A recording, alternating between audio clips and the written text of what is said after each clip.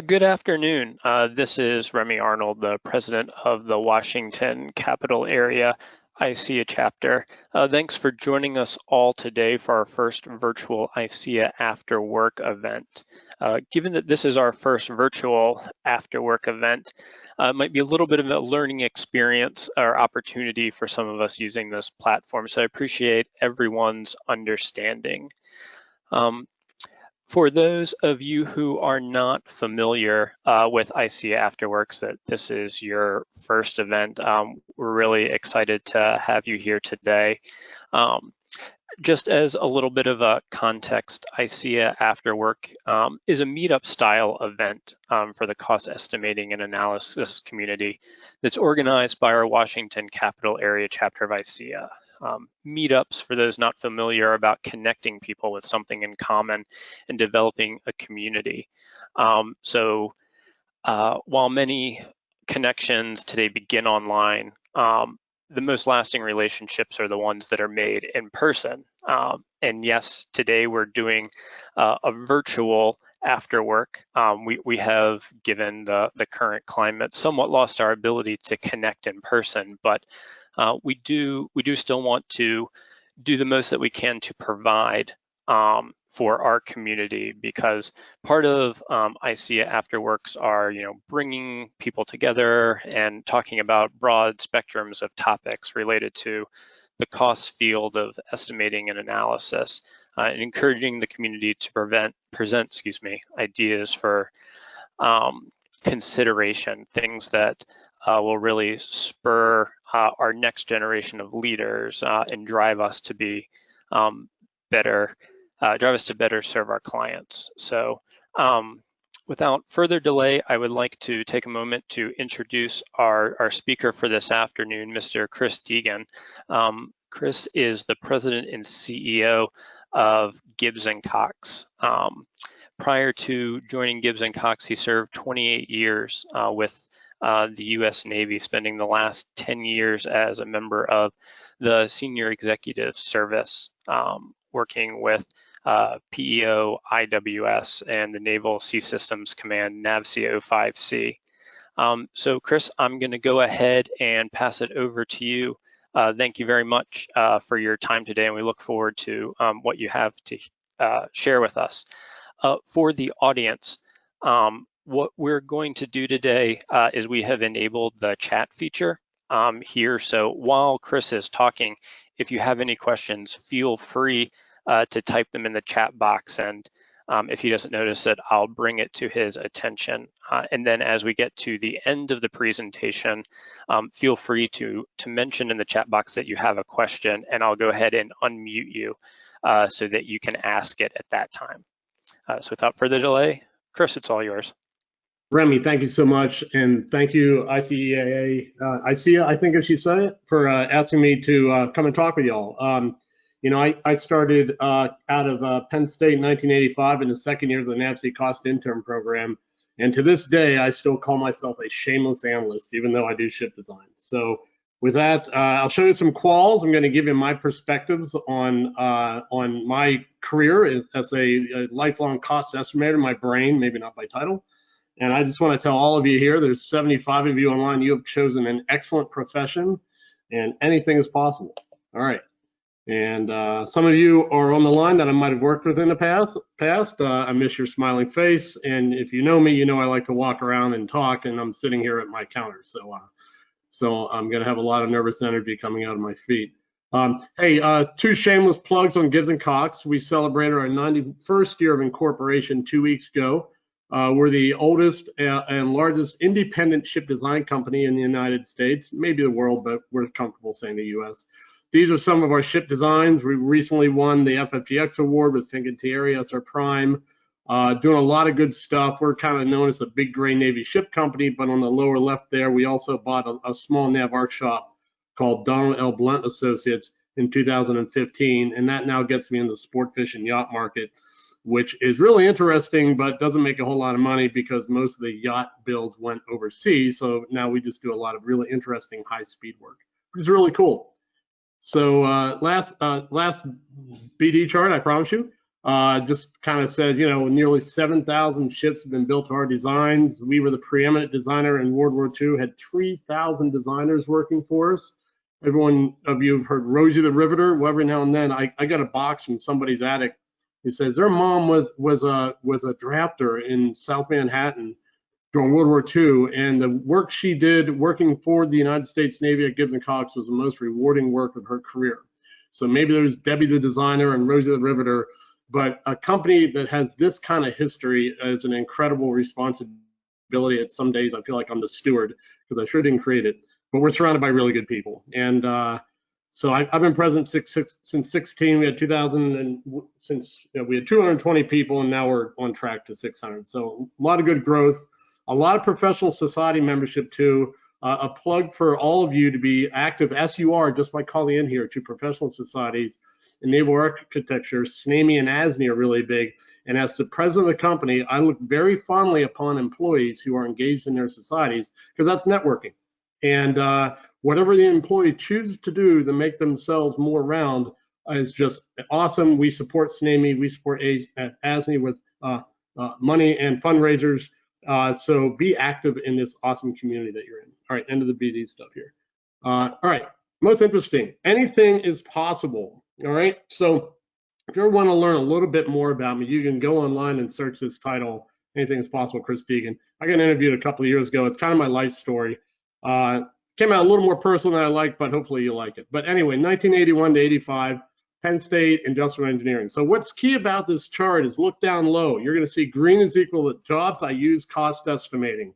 There's going to be a lot of green on this chart. So, you know, as all of us did in college, whatever your degree is, you kind of learn it, but you really don't apply it. And as I said, I was in class 2 of the NAVSEA Cost Intern program. So the first 4 years, you know, met a lot of friends who I have to this day. At the NAVSEA Cost Intern, we were called NAVSEA 017 back in those days, part of the comptroller's shop at NAVSEA. Really cool job. Some days were really boring, some days were really cool, but I stuck to it. 1990 to 96, I became the Submarine Cost Engineering Department Manager. That means the Seawolf program, the Ohio class program, the Los Angeles class submarine program, a lot of EVM, a lot of, hey, how can we keep the program going type stuff. But then they also started something in those days called the Virginia program, which is there today. So I became dual-hatted as a Virginia class cost manager. So what you're going to see me here is build a slide. I'm going to be talking about myself, but what this really is about is the opportunities you have as a cost professional to do anything in your career, okay? And I'm just kind of doing a little pause here. If you hear this and you ever want to contact me, give me a ring sometime. I'll be glad to talk about your career, okay? So the Virginia class cost manager was really what made my career, okay? Being in NAVSEA 017, the Virginia program wanted to collate all the NAVSEA people, this is before warranting and things like that, into one program office. So the brilliant move that somebody did, they put all of us cost engineers next to the naval architects in the program office. So we sat amongst these naval architects with 30, 40 years experience, and they wanted to learn about cost, and we wanted to learn about naval architecture. And so what we learned as costers was how we can reflect design into cost, because there's data and there's analysis, but then there's also a priori information that you learn just by sitting around people who are senior to you. And that experience was really good. We had 5 to 10 costers, a really super strong team, high energy program office too. So we took that program from concept to milestone B. And but you know, I became the face of the program at about 30 years old on cost. So I spent all of my days defending the cost of the Virginia class submarine. So what I learned back then, a cost estimate, if we're as estimators, you know, it's like our own art. You know, an artist takes great pride in their sculpture, you know, or their painting, but we take great pride in our spreadsheet and in our analysis and how we present the analysis and how we validate it. And that's, it's part of being a sales job, part about being an artist, but really at the end of the day, it's about being a really strong analyst, okay? And that job was constantly defending. I think we had, I forget now because, you know, it's been like 20 years. I think we had 30 years, I can't do math anymore. 11 different independent estimates of my independent estimate. So that means I was always engaged, whether it's GAO or the CAPE or other people who wanted to come challenge us. And it really taught me to be on my toes. I had to have my act together to defend the estimate. And from the rest of my career, from that point on, I was always leaning into the table, ready to take on the debate, because if for someone I respected, I would want to listen. Like Eric Labs to this day, Congressional Budget Office, right? Eric and I began to know each other back then, and we still talk. In fact, he was my last meeting I had at Gibbs Cox before I went home in March, just to exchange ideas about analysis. And if for someone had really interesting analysis, I was interested in learning, because that made my argument even better, okay? But I'm going to tell you, and you all know this, if there's someone's analysis who is just kind of made up, we're all at the edge of the table shooting them down too, okay? And that's just the way this field goes. It can prepare you for any job in the future. I'm just telling you, all right? Because it happened to me. So then 1996 came. I was kind of tired of doing the same thing, so I put in, and I became a Brookings Fellow working for this guy, Congressman John Murtha. Murtha back in the day was the wheeler dealer on the House Appropriations Subcommittee for Defense. I was on his personal staff. I did no cost estimating there, because what I really learned in that job is if you're a staffer, your job is to listen to all sides, okay? And then you provide advice and counsel based on what you hear. In some ways, that's also cost estimating, because we're always wanting to talk with people and figure out, what do you think about this analysis? Do you have data? What about, do you have technical data so that I can marry it with my cost data? And if you're, Congress gets great, is maligned in a great way, but the really good staffers, they sit back and they listen. And I did no Navy ships work for a year. I was working on gun control, all different types of topics that came on. Really fascinating year. Then I went running back to NAVSEA because I got tired of the hill. So I came back. Now I came the business and financial manager.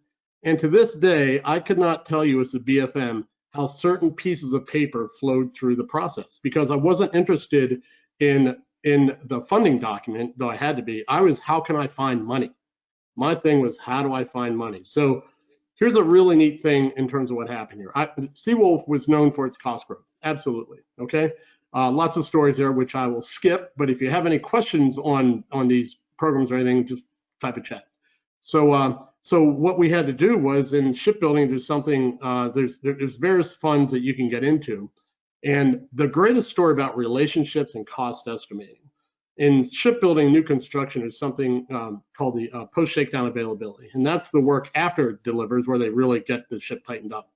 And there's a guy in my staff, knew someone up in the comptroller's shop, and he knew she liked orange soda. So when we needed another $25 million out of this post-delivery account, he would take an orange soda up to Barbara McKetta and come back with $25 million, okay? So that's a pretty good return on investment, but that's just about relationships, and the more relationship you have, the easier your job becomes. And this guy, James Yap, if you guys know him out there, is just the nicest guy out there, Hawaiian guy. He was on our staff, and he made stuff happen just because of the way that he approached problems. Most of my time spent in Seawolf was getting to understand what the technical trends were in terms of what was creating cost growth with the shipbuilder. I got to work closely with the shipbuilder, and that's a really important lesson to today's folks, if you're on the government side, is that don't look at industry like they're your enemy. Look at them like how they can help you do your job, okay? So I got to know a lot of cost people, a lot of contracts people, financial people at Newport News and Electric Boat. And it helped me do my job well, because my job was to find money for a program that was broke. We actually had a full-time auditor on our staff for 2 years. So that was a good job. And then one day I got called into the Admiral's front office. And he goes, hey, Deegan, I got this job. Nobody wants it. It costs too much. And if it fails, I don't want to lose an 06 billet. That's a captain's billet. And I'm like, well, what is it? He goes, it's called SSGN, and that was where we were converting 4 Ohio-class submarines into conventional launch, in a conventional strike, okay? And I'm like, okay. And he goes, okay, well, and then if you succeed, you'll be relieved. So for 18 months, I was a sales guy pitching a program that had no requirements for it, and I got relieved. And there's a couple stories I'll tell you about this later, but it started off, the submarine community made up some number they got from the shipbuilder, and it was, let me see if I got this right, 4 submarines for $2 billion and 2.0 presence. 2.0 presence means it's always 2 submarines at sea. So I go in and I I'm a cost estimator, right, in my core. And then the first number I come up with is $3.3 billion, not two. And then I'll tell you that story in a little bit because there's a visual that I want to share with you. So not afraid to take on a fight, not afraid to even to take on my bosses that their numbers weren't executable. That was a really good day. It's a really good job, probably my funnest job because, you know, I got treated as a peer, as a new GS-15 of all the captains, and everyone thought that this program wasn't going to happen, and it did. So that was a good job. Came back to Seawolf to be the deputy program manager. There was a really big modification going on in the third Seawolf called the Jimmy Carter. And that was really an interesting job because there were many sources of funds being used to fund that. And I got to work that program through the end of design, that is. The other challenge on that, the Seawolf program office was shutting down. And by shutting down, we had 37 employees, and that was 2002. We put a plan in place that they all had to find a new job in the next 2 or 3 years. So there's a lot of personal interactions with people to say, what's your next job? Because, you know, if you're working in a program office for most of your career, you never had to worry about that. But when the program office is shutting down, it takes a lot of care and attention to understand what people want to do and where they can go with their life. So that's another good job. Then the Virginia Block 2 contract came out, and at the time, and every block after this, it succeeded. I think they're on Block 5 right now.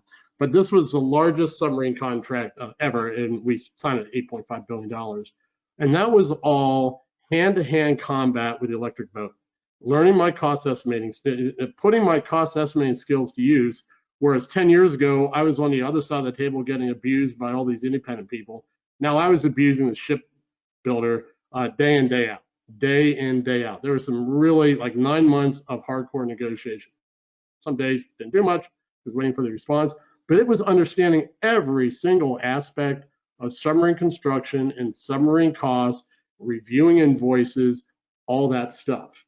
All right. So if I take a breath of fresh air here, this is right before I became an SES. So you look at all those jobs, programs jobs, cost jobs, everything about those jobs was about cost. And it all started as a cost intern, learning the basics of CERs and inflation and why trends happen, and, you know, just being a data jockey. And that's in this community, that's a compliment. Okay. So next 3 jobs were my SES jobs. So, you know, I turned 40 and I was thinking, you know, I'm either up or out. And so I stayed. And the next job, click. I'm sorry, on the clicker. I became the director of NCCA. NCCA was recently reduced from 40 some people down to 13. Okay. And I was asked what I thought about that. And I said, I think this is about right. And I know NCCA has gone up and down since then.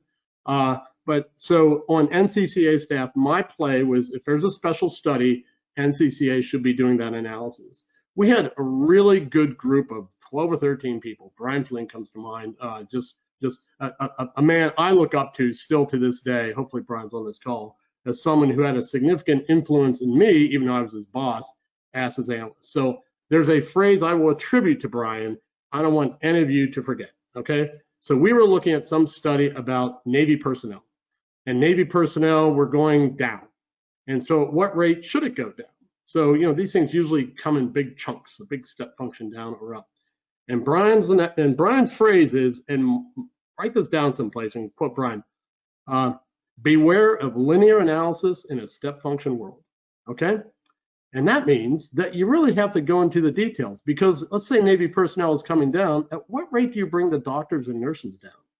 Linear with the people? That's probably more like a step function. Now you got to figure out how steep the step is, okay? And when you think about beware of linear analysis in a step function world, that applies to anything we do, because the straight line is the easy line. It might not be the right line, okay? And that's where we come in, testing variables, testing shapes of the curves, and then telling the story that makes sense, okay? If you ever get a chance to sit down with Brian Flynn, just do it, you know? Even if you just give him a call and say, hey, talk to me, and he'll say, what? But fascinating man.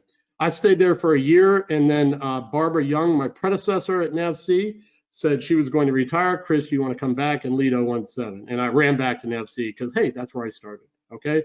Knew a lot of people back there. So it was a very friendly entrance in to be the head boss, to come into an organization that I felt I knew exactly what I wanted to do. And what I wanted to do there was really talk about risk analysis. Because you can see on my resume here, program manager and various different colors and shapes and programs, but I got tired of people blaming the program manager for a bad budget. Notice I said the word budget. It wasn't always the estimate that was bad. It was a bad budget. And so therefore, you know, I started in 2004. I think in 2005, we started putting it together. In 2006, I became kind of enemy number one in the Navy Comptroller office because we had an $85 billion ship construction budget, SCM, which I said we had a 22% chance of making. What does that mean? So I was on a kind of, you know, Pentagon tour telling people about risk analysis and about, it's not about the point estimate. You have to understand the risks around that. And 50-50 is not the place to budget because you have to understand the risks in the number. If you have, so the crazy thing about this is, and this is years ago, and I don't remember the numbers, and this is being recorded, which is probably good. So that's an important qualifier for me. But you know, somebody in the Pentagon calls me up and they go, Chris, you said the Ford, I think the Ford number was like 8 to 10 billion. And you said the Ford number is 50-50 is 12. Does that mean we should budget to 12? No, you have to understand the risk. If it's a cost plus contract and you're willing to pay the risk later, budget wherever you want. Budget wherever you want, okay? But you have to acknowledge you've accepted risk when you do that. If you have a firm fixed price contract, you better budget way up that curve because that's what you got to cover for that firm fixed price contract, okay? So here we're mixing contracts, we're talking risk curves, we're mixing estimating, and then we were able to build, and this is rudimentary, first time we did it. Over time, it was proven wrong, just like any first time you do it, okay? And I confess that, but it was a really interesting way to teach the department that estimating is exactly what it is. It is not cost accounting. It is cost estimating. And when we talk cost estimating, then there's risk analysis involved. And everyone got grumpy with me because how can you prove the risk analysis? I go, I can't. I just want to inform risk. And then you have a really good discussion. When we put those slides together, the first slides, I even had a program manager slide where the program manager could express in their own words what they thought of the risk analysis, because it was my job to be balanced, not to shove a warrant in somebody's face and go, look at me, I'm important because I got a piece of paper. No, I want the people to understand risk. I was with Secretary Winter many times. Here's a good story. Sorry, I'm going to do story time, but how many of you have read Augustine's Laws? Raise your hand. Very good. So Secretary Winter was new in the job, and he wanted to kick my tail in NAVSEA because I had this risk curve. And so I go in there, and I go into the E-ring, and I brought my briefcase, which is full of data, of course, ready for bear. And he goes, I have 37 years in the aerospace industry. You can't tell me anything about risk analysis. I did know he worked for Northrop Grumman, though. And Norm Augustine back in the day was the icon of the day in terms of leading industry. I go, sir, I understand, I respect that. I reach my bag, I pull out Augustine's Laws, and I had some page number with a yellow sticky on it. And I go, so you probably work for Mr. Augustine, but on page 337 here, it's a fascinating description of risk analysis. And he pushes away from the table like I just gave him a picture book of his grandkids. And he starts flipping through it. Oh, Norm, we did not flip a single slide the rest of the way. We just talked in risk analysis, and I became trusted just because I had Norm Augustine's book on me. All right, talk risk analysis. But there was a little trick played there. And he goes, how often do you talk to Dave Burgess down at NAVAIR? Dave, I know, spoke with you all a few months ago. And Dave and I were very much contemporaries, spoke often. I talk to Dave once a week. It was really like probably once a month. And so, okay, good. So the first call I made when I made it back to my office was to Dave Burgess. I go, hey, Dave, I was just with SecNav, and I told him I'd talk with you once a week. You know what the right answer is, right? Well, his aide, Michelle Howard, by the way, who grew up to be a 3-star, she called Dave that afternoon and goes, hey, just curious, how many times do you talk to NAVSEA? He goes, oh, about once a week. Okay, fine, click. So that's a great story about how the syscoms need to be aligned.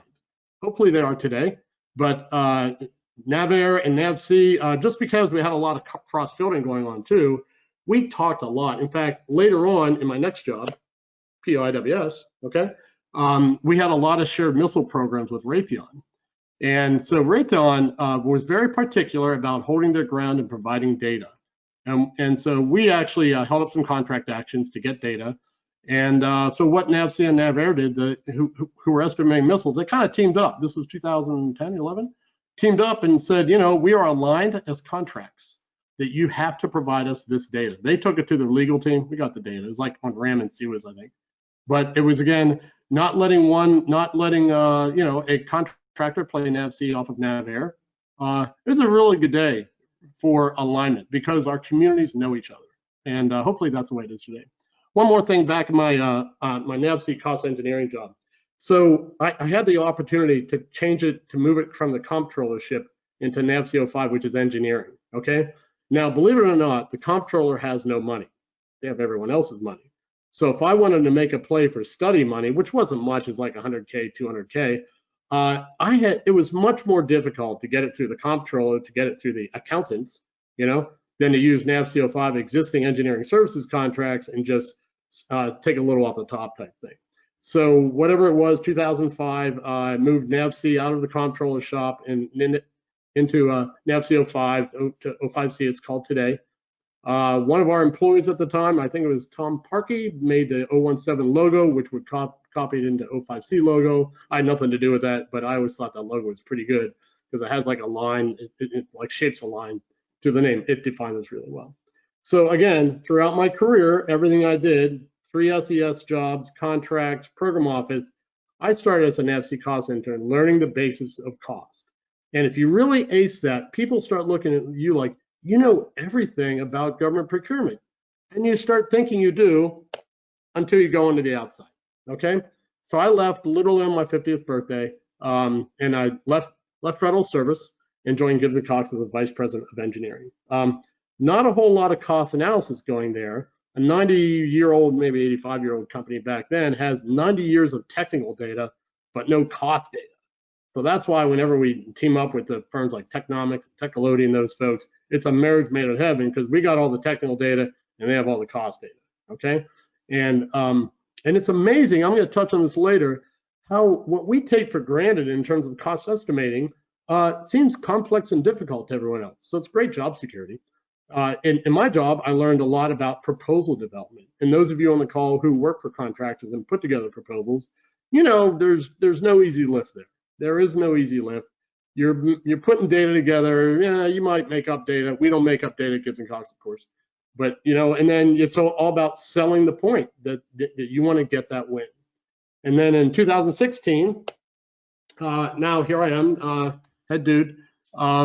And so now my days are consumed with reviewing proposals. Whereas if I was engineering, I'd say, hey, this is going to take 30,000 man hours and don't cut me. And it's a debate between engineering and the program folks, you know, and there's always that inside companies. Now is like making sure engineers are getting the hours. If you ask anyone within Gibbs Cox, I'm like the anti-program guy because I want the hours to go to the technical product, and we need to have small, lean program management teams.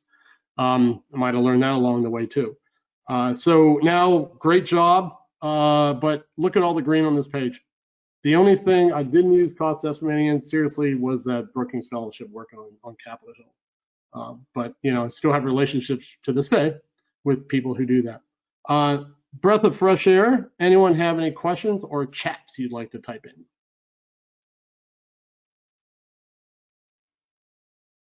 Great. So anything is possible. Check it out. Give me a call anytime you want. Presentation's not over.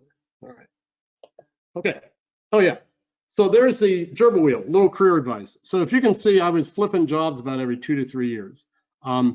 That hamster wheel, I actually had a hamster wheel in my office because I kept looking at it. And if I was in a job for maybe 3 years, I started thinking, you know, I'm getting on and off that gerbil wheel, the same spot every day, and I'm throwing sparks, but I'm not getting anywhere. So, you know, always had my eye on leaving when an important accomplishment happened so I could claim success and then move on. So I give that as some career counseling to you. Put a gerbil wheel in front of you and it'll make you think deep thoughts, okay? So next chart. All right, estimating tools I literally kept in my office. Some of these are actual pictures, but not this one. That's clip art. I did have a toolbox. It had some tools in it. It also had some interesting things about estimating. It did have a ruler. It did have a slide rule. It did have some old chicken bones. It did have some dice, and it did have a quarter. And there is occasions for those who might, I'm going to leave the names out of it, that when we couldn't figure out what the digit would be, I would roll a dice and it came up 6. It'd be 321.6 or something. We did do that before, but I won't tell you the program or the people because they have professional careers to worry about. But yeah, so that was a lot of fun. So I always like to have fun with the job because, as we all know, as costers here, our community can get maligned because people don't know us, because they don't respect the analysis and the kind of forethought and thought that goes into it, just as if it's, you know, your sculpture or your spreadsheet. But the most fun I ever had was I created the estimating factor glove, okay? And I would give these to people when they were retiring to just remember the service that we had together. And then when I left 05C, I made an estimating factor glove for everybody. There's 75 factor gloves. It took me 2 or 3 nights. I bought out the grocery stores. And then, yeah, when I retired, some of the good folks who I worked with actually brought it to the retirement and waved it like a terrible towel if you're Steeler fans. So that is my claim to fame. It is not patented. For any of you who want to patent it, go for it, okay? 2 more images I kept in my office were the boxing gloves. I had someone give me 16-ounce boxing gloves. They did look like that because of the way I would take the comptroller on to fight for my estimate or fight for my program budget. And then my mom gave me a crystal ball, okay, which is really nice. I had 2 and I lost them, but I still keep one in my office at Gibbs Cox. So let me tell you about that SSGN story, okay? So, you know, they said 4 for 2 at 2.0, you know, I forget the actual catchy phrase that they had. And then I came in with a number of 3.3. So they had 2 senior executives corner me, kind of sit at a table and drill me on what I was doing there. I'm the project program manager. We have a staff of 3, by the way, for a multi-billion-dollar program, just getting it going because they didn't want to mess with their spin. So it was like all afternoon the first day. It was exhausting, you know, it was contentious. So we all take a break, come back. The next day, I show up with my crystal ball and my boxing gloves. I put the crystal ball in front of me. I give 1 boxing glove, if you can see me now, to the guy to my right, the other boxing glove to the guy to my left. I said, all right, let's have at it, guys. I got the crystal ball. What number you want? And we went back and forth, and they thought that was kind of funny and kind of lighten the load a little bit. So I think the program came in around 4, okay? But that was before the budget was set. We were just saying what the estimating was. Yeah, so good story about how you can have fun with little tools like this, factor gloves and boxing gloves and chicken bones. All right, next chart. All right. Hey, Chris, as you're switching charts, I think we have a question from Peter Braxton. He asked, currently cost estimating is trying to find a new home in the DWEA DAU transformation. Do you believe that program management, functional management, engineering, or con is the best fit? Oh, that's a great question. I know so many contracting officers that are actually excellent estimators. Let me think about this only for a second, okay? Because I truly understand the question. So so let me ask you a question because I'm a few years removed. It is not its own what was it, BCEFM now? It's separate and depart from BFM. I believe that's correct. Okay, yeah, let's just go that it's broken apart now because I'm not fresh. Program managers, I'd have to go with contracts. I'd have to go with contracts only because I know when we're negotiating contracts, when I was as a PEO, I found that contracts people were actually very thoughtful about it. And I always felt that, gee, and this is NAVSEA 02, NAVSEA 02 and 05C should really be quite aligned about this as opposed to coming up with different sets of numbers, okay? And so a contracting officer really has to know about test. They have to know about development. But at the end of the day, they got to come out with a number and the ability to cut a deal, all right? Program management is more about processes and getting approvals and what part of the Pentagon influences your approval. I'd have to go with contracts. Thanks, Chris. Yeah, right. So if you have any other questions there, have at it. Thanks for posing that question. All right, the basic estimating principles you would be surprised are missed outside this profession. This crowd is going to say, yep, WBS, right? Every phase of my career, it has to be a WBS. And I've seen that sometimes when estimates go wrong, whether I was a BFM or the President Gibbs Cox, people didn't do that upfront discipline to say, what is it I'm estimating? At what level is the data? Because that's the level I can estimate. And if people really do that careful thought, you come up with a much better estimate, not only to estimate, but to defend. Next one, no surprise, assumptions. If any of you out there work for me, you knew I didn't want to know the answer first. Oh, it's going to be 12.3. No, tell me what your assumptions are. And we'd have a robust discussion about the assumptions. And I do this at Gibbs Cox today when we're going to bid on something. Don't tell me what the number is. Tell me what your assumptions are, because I want to have a debate about the assumptions. If we agree about the assumptions at the end, then pull up the big sheet and show me the number. Because then I'm going to be like, wow, I think I might believe that number now, but now I'm going to go back to things I still had some doubts about. Recycle the discussion. But you really have to start with the assumptions. And trust me, it's not an assumption. Data. No big here. I'm going to just go here. So data. So many people think I'm going to hire a cost estimator. I'm like, you can't hire a cost estimator. You need data to hire a cost estimator, unless the cost estimator comes with data, and then you might want to wonder where they got the data from. Okay, because you can't just liberally walk around with data if you're a cost estimator selling your wares. But yeah, so no big surprise. There's no big aha here. I think anyone on this call could brief this slide. But if you really get back to, if you're critiquing estimates, think about these three things. If you're making estimates, think about these three things. Okay, basic estimating techniques you'd be surprised people don't understand. This is value. Break-even analysis, all right? The most fundamental thing in decision making for me is what is on option B or option A, and where is the break even, and when does that happen, and what's our investment to make that happen? It's really, so many times I've seen this throughout my federal and now private career. I send people to go Google how you do that and come back and see me. Oops. Next one. Quantity discounts. Everyone understands this. You know, hey, if I buy two, it should be cheaper than buying one. Yeah, that's right. 10% is not always the right answer, by the way. Okay. I've seen, at least in NAVSEA, the 10% rule used for quantity discounts, and it's 30%. So if you think the easy way out is to pick 10%, you should really spend more time working on quantity discounts and reviewing exactly what that means. Now, in our yacht business, and we're buying, you know, outboard engines, 450 horsepower outboard engines, and then they go four on one boat. You don't get much of a quantity discount there on mass production items when it's four, depending on, but it all depends on who you buy it from too, right? If it's a small shop, you will. If it's not, you won't. But there's so many questions to ask about quantity discounts. And in my career, I saw so many people just go, 10%. Make sure you have the analysis to back it up. Inflation basis. Inflation, to me, is the same thing as weather forecasting, okay? No one ever knows, but it makes a huge difference. Program managers love independent inflation indices because it makes them get a bigger piece of the pie. So I remember in shipbuilding, we always had our own shipbuilding inflation index, like 3% or something. OSD-OMB, which is politically driven, was in 1 to 2% range. Lower inflation, of course, lets you buy more.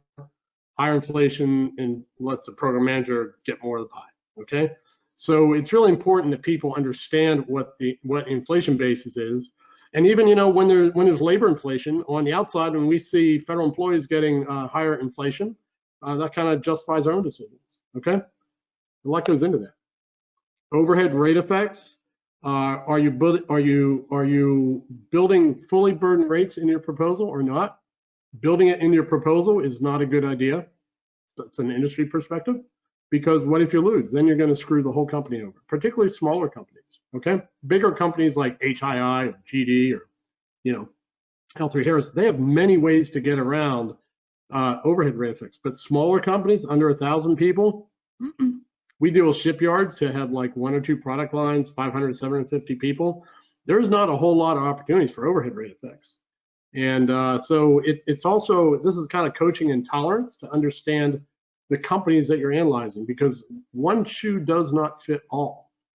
Again, I'm learning that constructively on our yacht and small boat business side, because all of my historical bearings come from large ships, and I listen to the guys who we've hired from small Gulf Coast shipyards, and it's a really interesting discussion, because I know what learning curve is, and they're like, well, if you're a small Gulf Coast shipyard, concurrent production, because it takes 6 months to build a boat, that's the way of business is, and you don't start learning until Unit 4. So if you're reviewing learning curve, you should really take into account, like, how big is the yard? How many years does it take to do something? Because all these assumptions influence learning curve estimating. It's just not, y is equal to mx of b or something. Which I still provide spreadsheets to staff who want to know a learning curve spreadsheet. I go, don't even look it up, I'll do it for you. Again, learn that as a cost intern. Your most fundamental value is not an estimate, it's informing decision making. So just remember that, okay? If you think you're done and you submit the number and you walk away, your job is only halfway done. You have to be able to explain the number, what the options are, and in a way that it's not only convincing, but people respect you for your breadth of knowledge. And when you do all this, people start respecting you for your breadth of knowledge. Any questions? Okay, great. All right, basic resources estimators underutilize. The internet is a very powerful thing, and I think the internet is underutilized. Here's some easy ways to do it. One is call up other contract estimators. It is a brotherhood and sisterhood of the spreadsheet. So some of them like to talk, some of them don't. Okay. I had great rapport when I was an estimator with the shipyard estimators, because they'd want to know what I was thinking, because I was a Govy guy, but they had most of the data. So it was a great kind of back and forth that we had. Wouldn't do it doing a contract solicitation, but just getting to know each other, talking about trends, just talking, it's really good. Pick up the phone. Corporate filings, 10Ks. If you look at the footnotes in 10Ks, you'll learn a lot. You'll learn a lot about where the company's headed, about what they think of their industry. There's also some misleading things there too. Like in 1995, Tenneco owned Newport News Shipbuilding, and Tenneco in their public filing said we are out of the submarine business. And then the day after the award of the CVN 76, they had a full-page ad in the Washington Post with the silhouette of the Virginia-class submarine program. It says, "Just let us compete." And that's how the class was designed in Connecticut, and it's called the Virginia. Okay, there's a whole deeper story there, dealt with Senator Warner and all that. That's a fireside chat someday for you. Okay, next one. But there's a lot of good information on files. Cold calling industry. Pick up the phone, send an email. Hey, so if you're working on something that has a commercial spec, call up Caterpillar, call up somebody and says, hey, you listen, I'm working for company ABC, we're doing an estimate for contractor XYZ, and I'm trying to build a database of engines, and I just can't get the cost. Can you, and then create that dialogue. You got to find the person, that's always challenging. But none of us have like big green phones on our desk like we used to back in the old days, but we do have cell phones, and it's not that hard to find people. So communication is so important. University and think tanks, these people love to talk. All right, they love to share data. Talk to the RANs, talk to the CNAs, call universities who are in your field, find out who's working on what thesis. And then, there's always an exchange of information, which is always data, and people want to protect data. I get that. Society contacts, most important thing here. I talked about this at the beginning. This society, and this is my own words here, I wasn't asked to plug the society, but I think so highly of Surface Navy Association, of Society of Naval Architects and Mechanical Engineers, SNAMI, and other societies, again, we contribute to. The staff that become leaders in these societies become leaders in companies. It's just the way it is, because they know how to network. If you look at this chart all about communication and trying to learn more to influence your estimate, you're right. So a compelling V&V of your estimate is essential to understanding risk.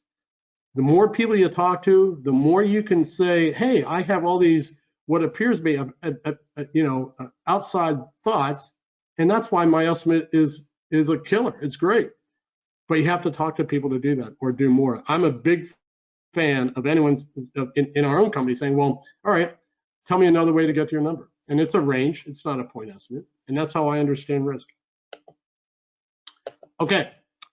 Estimators assume many forms. If you guys are sci-fi folks like me, T1000, all right, Cirrus Black, Potter, and Mystique. Love Mystique. Okay. So we all have many different jobs. You're a researcher. You got it. Your job one is to compile as much data as you can and archive it so wherever you work has access, so it's not just sitting on your laptop. Everyone else in your company or your government place has access to the data.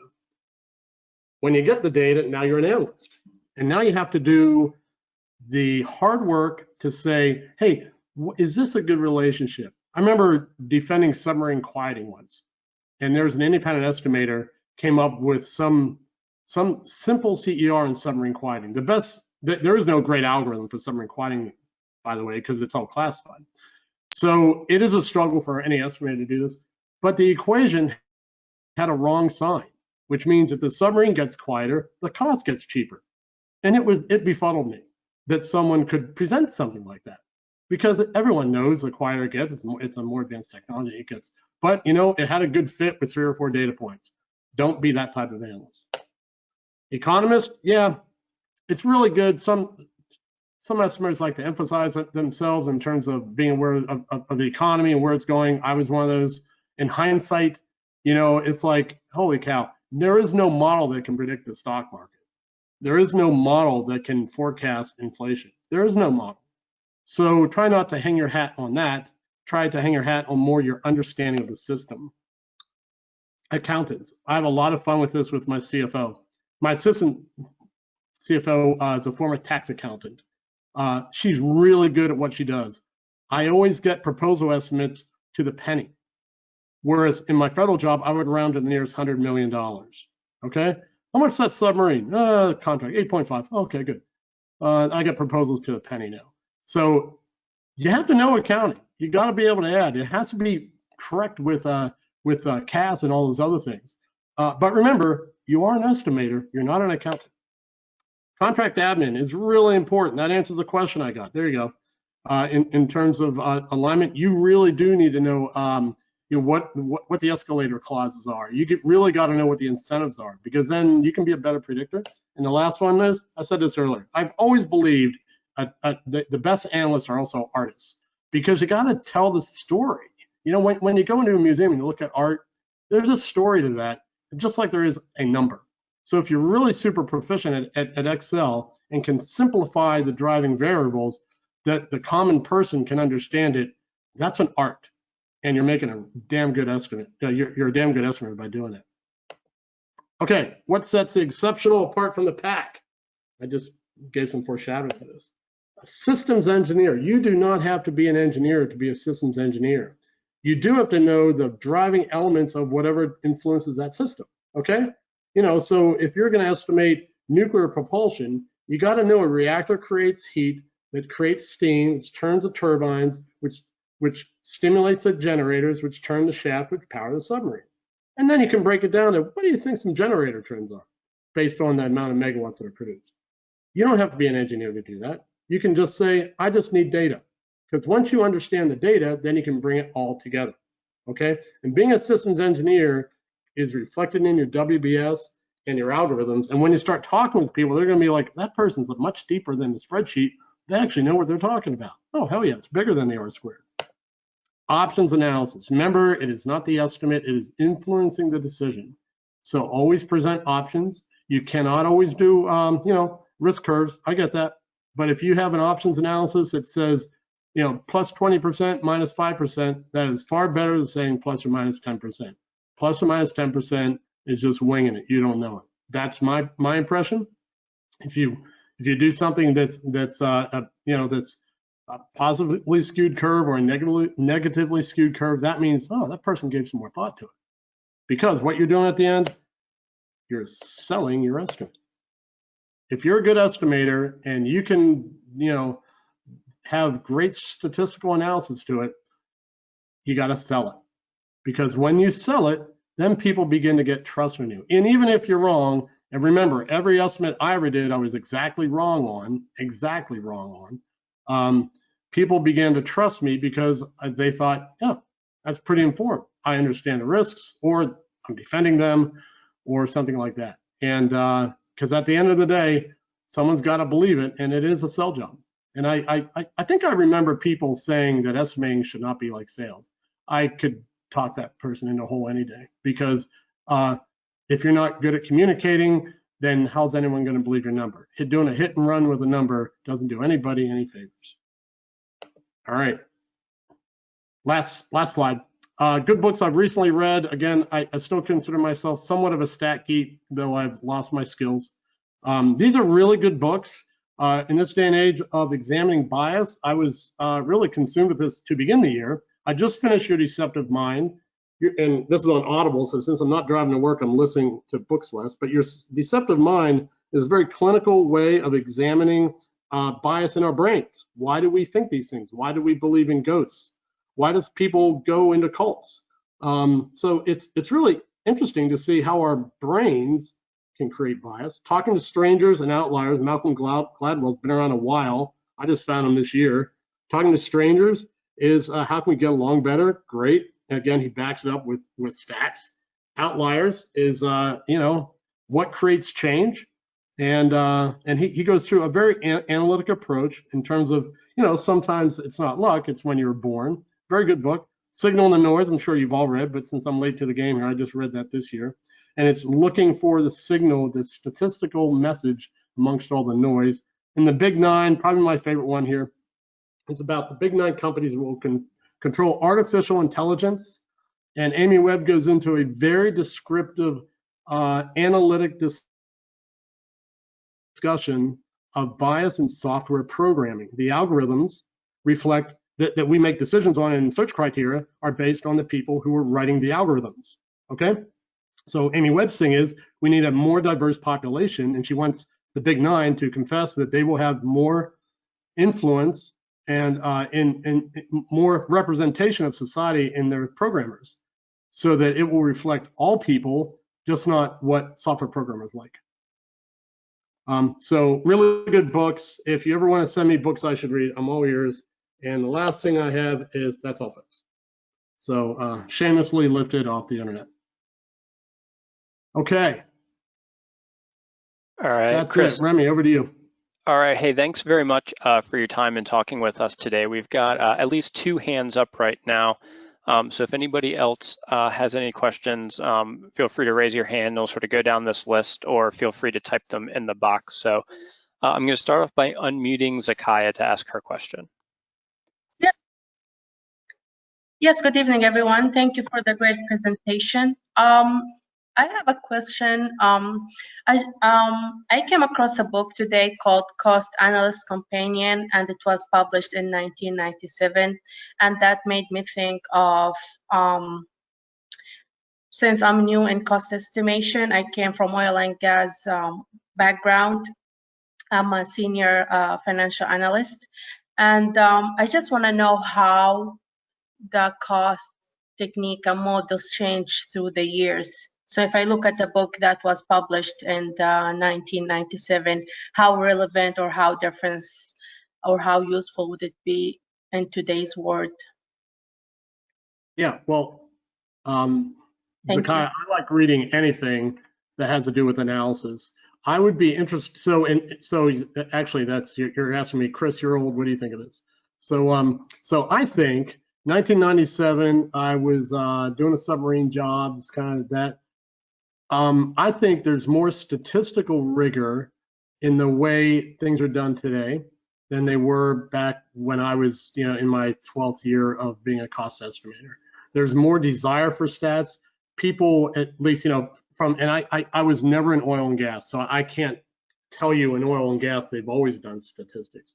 But there seems to be more of a professional interest in the rigor of analysis, just not, someone with a yellow scratch pad going, providing, ratios to do estimates. Perhaps those in your profession can agree or disagree, but that's my personal opinion, which I think is great. More statistical rigor. All right. Thank you. Sure. All right, thank you, Zakaya. So next, I'm going to go over and unmute Rick Collins. Rick, you should be unmuted now. Okay. Hey, Chris, how you doing? Hey, Rick, great. Thanks so much for the talk today. A lot of good stuff here. So I got a couple questions for you. Actually, a comment and then maybe a question. The first comment is when you were going through your chronology of jobs and you referenced Virginia class and the number of independent estimates that you had to deal with during that time. I'm not sure, but I think maybe my first real significant interaction with you was in 1992 on one of those independent estimates when I was at NCCA. And I feel like I've known you my whole career, Rick. That's about right. What's that? I feel like I've known you my whole career. I agree with you. I know. Well, what I was going to say was it was we definitely had our different opinions on things, but it was like any analysis, right? You remain open to other opinions, other approaches that in the end you generally end up at a better place. So I think we did go toe to toe, and that goes to another point that I think you made through the talk is, this ability to challenge and defend, just how critical that is, when you're doing analysis. Yeah. So I appreciated that, but I guess I wanted to maybe for the population, the audience that are folks that are maybe let's say 5 years or less experience. I mean, if you had one or two tips for them, right, as you look to your career, what would it be? I think you maybe already touched on these, but I thought it'd be good to highlight that. Yeah, great question. I would find someone who is inspirational in your organization, someone who you find has a lot of passion for this career field, and get to know them really, really well. Two guys that come to mind who I work with, they were at Carter-Hawk and they ended their career actually at Rick's firm at Technomics with Bob Jones and Mike Jeffers. Okay, those two guys carried so much passion on their sleeves. They were like the Pied Pipers of cost estimating. And anyone who knows those two guys, they've been retired for a while now, would say the same thing. So get to know someone with a lot of passion. And, it kind of, it's a little more difficult than to sit down at their desk right now. But just say, hey, how would you approach this? What's an alternative way of doing it? Just talk to somebody who's been around the block. Sounds good, Chris. Thanks. The other thing I've mentioned is that when you were talking about resources that estimators underutilize, I really appreciated the fact that you said pick up the phone. I think that in this day and age, there isn't enough of that goes on, right? Yeah. And an email, a text, yes, they can accomplish something, but they can often tend to be transactional. And when you're talking to someone, you never know what valuable direction that conversation is going to take you. Yep. So, and if you find an engineer, in the company that doesn't know cost, that's a really good source because they're not used to protecting stuff. They just want to tell you about what they think their trends are, and that's always valuable. Yeah. Anyway, thanks a lot, Chris. Hey, my pleasure, Rick. Thank you.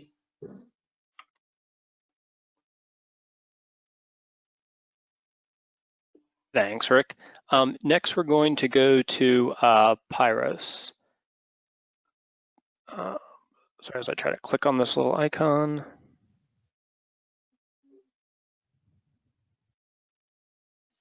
Pyros, right now you are self-muted, so I'm having trouble unmuting you. So for the moment, we're going to go to Brian Turner. Brian, Chris, you should be unmuted now. Okay.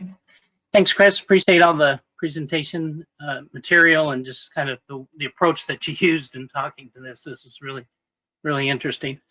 The question I had is, over the years, how have you meshed that concept of the cost analyst as an artist with the cost analyst as a technical person who follows structure and format, and everything the spreadsheet has to be in its place and all this kind of stuff?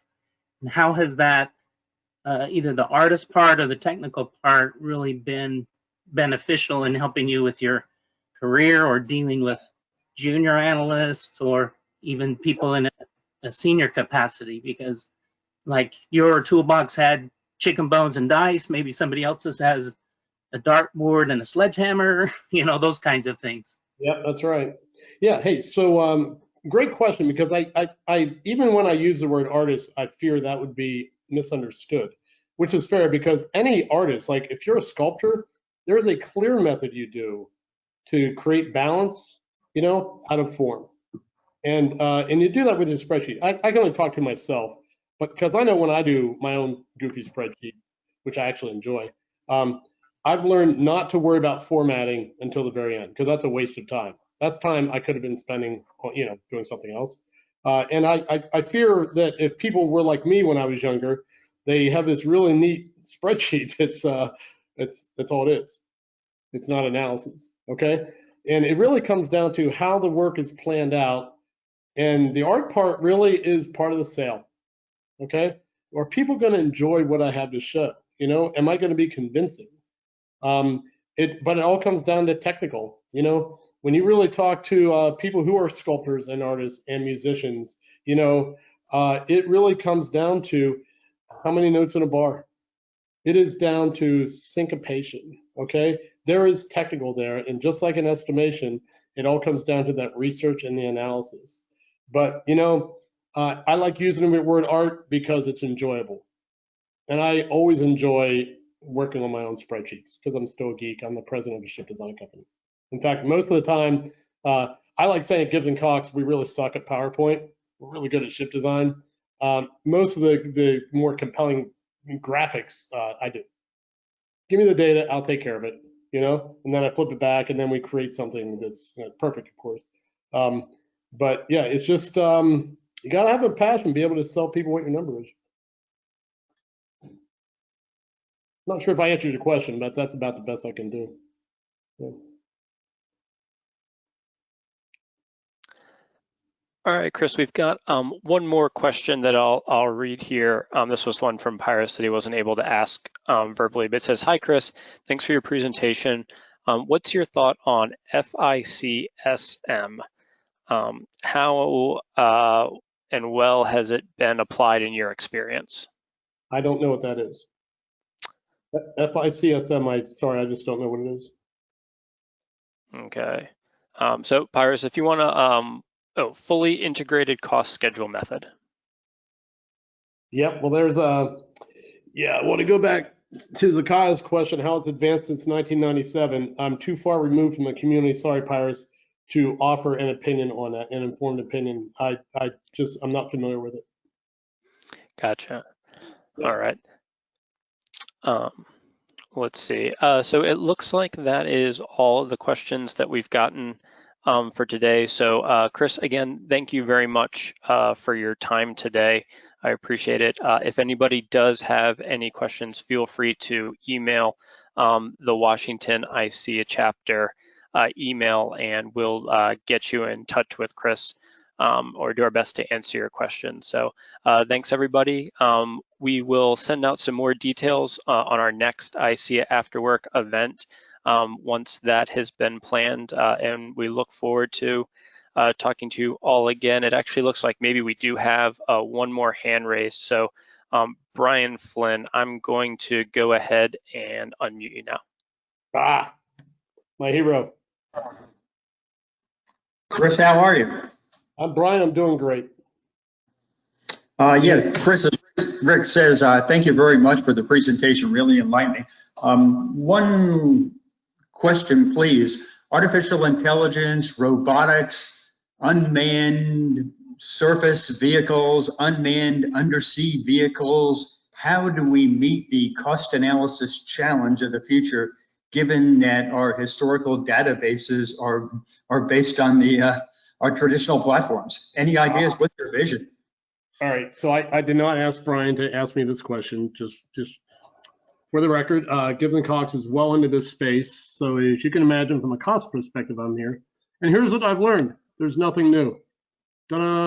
Because any any unmanned surface vessel is just a boat, and what the real challenge is right now is reliability. Okay, how reliable is that system? How many fuel filters do we got to put in? Because it used to take a person who would check the fuel filter in some kind of a indicator window. Oh, it looks okay. And now we have to make sure maybe we're designing 2 or 3 into those. All right, there is not that large of a cost penalty going into unmanned surface vessels. I'm sorry, lightly manned. Now, the interesting part is designing a surface vessel that has no people. And we've never done that to scale, okay? There's a DARPA program out there now that is addressing this. But imagine if you designed a vessel that is probably gonna be super tight, but with some air conditioning to cool down the equipment, but not for people to breathe. There's no mess, you know, there's no galley. There's really no bridge to look out. That's a fascinating proposition that's coming out of DARPA right now. It's a program called NOMARS.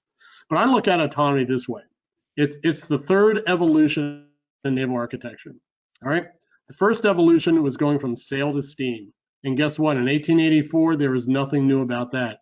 Congress had the ABCD ships, were named after 4 ships: the Atlanta, the Boston, the Chicago, and the Decatur. The Decatur was a communication ship. And those ships were designed with a sail and a steam engine. But steam engines had been around for 70 years, right?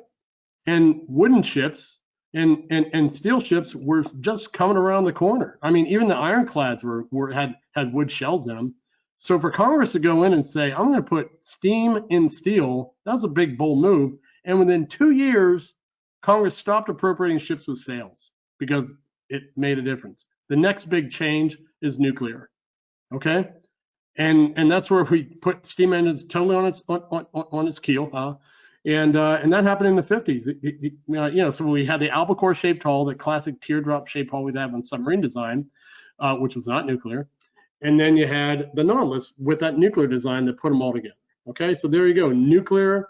And so now we took that off the sails, and then there was nuclear, because what aircraft carriers are just a different form of a weapon.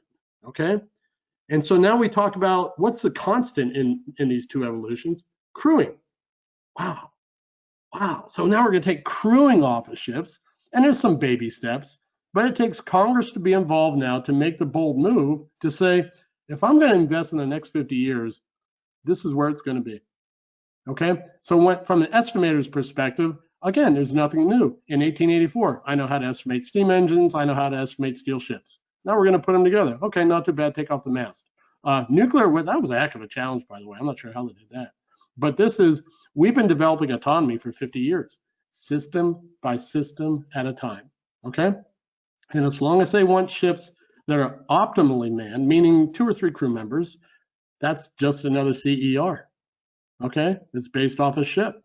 If you want to go to something like NOMARS, that is no people on board, that's a little crazier, but it all comes down to asking engineers, what do you think are the redundancies you're going to put in this design? And what's not going to be in the design? So can't really comment on anything else because that's not the space I'm in right now.